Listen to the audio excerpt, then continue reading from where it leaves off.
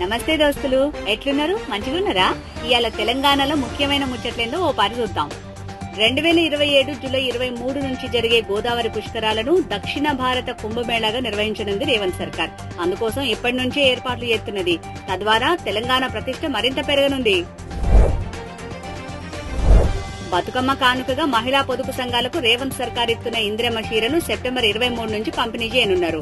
మొత్తం 65 లక్షల చీరలు ఇప్పటికే సిద్ధమైనాయి. హైదరాబాద్ చుట్టూ 3 భారీ రైల్వే టెర్మినళ్లు రానున్నాయి.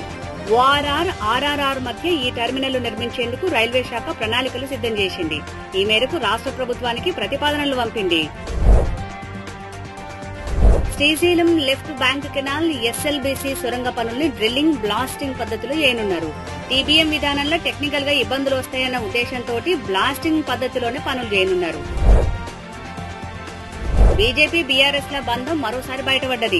కాళేశ్వరం స్కామ్ పై సీబీఐ ఎంక్వైరీకి తెలంగాణ సర్కార్ సెప్టెంబర్ 1న నోటిఫికేషన్ జారీ చేసినా కేంద్ర ప్రభుత్వం ఇప్పటి వరకు స్పందించలేదు. బీఆర్ఎస్ ను కాపాడేటందుకే బీజేపీ ప్రయత్నిస్తుందనే చర్చ మొదలైంది. తెలంగాణలోని 5 జిల్లాల్లో అతి భారీ వర్షం, 19 జిల్లాల్లో భారీ వర్షం కురుస్తుందని వాతావరణ శాఖ హెచ్చరికలు జారీ చేసింది. ఈ మేరకు రాష్ట్ర ప్రభుత్వం కూడా మస్తు ముందస్తు చర్యలు తీసుకుంటున్నది. ఇక ఇయాలటి తెలంగాణలో ఉన్న ముఖ్యమైన ముచ్చట్లు.